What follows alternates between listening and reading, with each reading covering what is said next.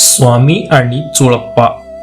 अक्कलकोट नगरीत श्री स्वामी समर्थ महाराजांचे आगमन एके दिवशी झाले.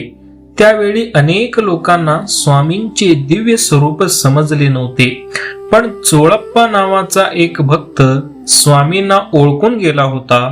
त्याच्या मनामध्ये स्वामीबद्दल अपार श्रद्धा निर्माण झाली होती. चोळप्पाने स्वामी समर्थांना प्रेमाने आपल्या घरी येण्याची विनंती केली. भक्ताची खरी भावना पाहून स्वामी त्याच्या सोबत घरी गेले. चोळप्पाने स्वामींची मनापासून सेवा सुरू केली होती. तेव्हा तो रोज स्वामी चरणी आपली भक्ती अर्पण करत होता. स्वामी समर्थ चोळप्पाच्या भक्तीची वेळोवेळी परीक्षा घेत असत, पण चोळप्पाचा विश्वास कधीही स्वामीवरून कमी झाला नाही. घरातील अडचणी आल्या तरी चोळप्पा शांत राहिला होता, कारण त्याला पूर्ण विश्वास स्वामींच्या कृपेवर होता. स्वामी समर्थ चोळप्पाच्या घरी काही काळ वास्तव्यास राहिले. चोळप्पा रोज भक्तिभावाने स्वामींची सेवा करत होता. स्वामींची प्रत्येक वागणे चोळप्पाला दिव्य वाटत होते. तो स्वामींच्या इच्छेला सदैव मान देत होता.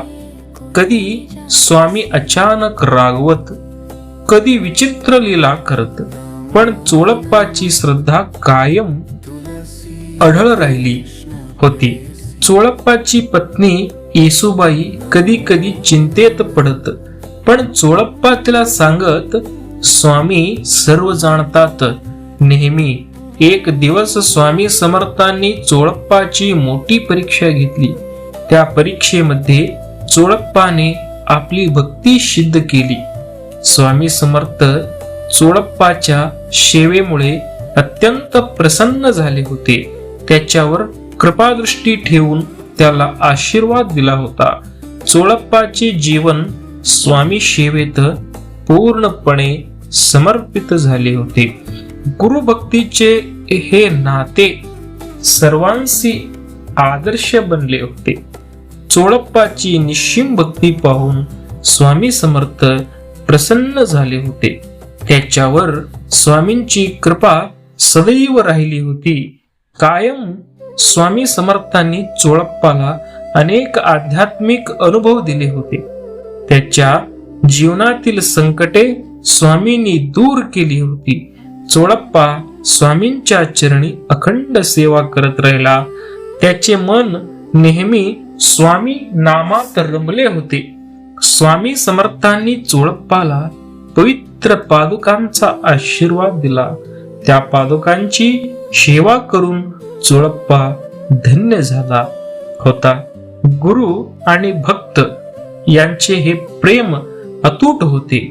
आजही स्वामी भक्तांना ही कथा प्रेरणा देते.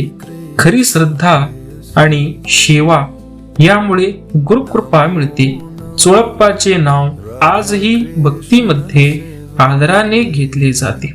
चोळप्पाने आयुष्यभर स्वामींची मनापासून सेवा केली होती. त्याच्या प्रत्येक श्वासामध्ये स्वामींचे नाम वसले होते. स्वामी समर्थ आणि चोळप्पा यांचे नाते खूप पवित्र आणि प्रेमाने भरलेले असे भक्तांना वाटत होते.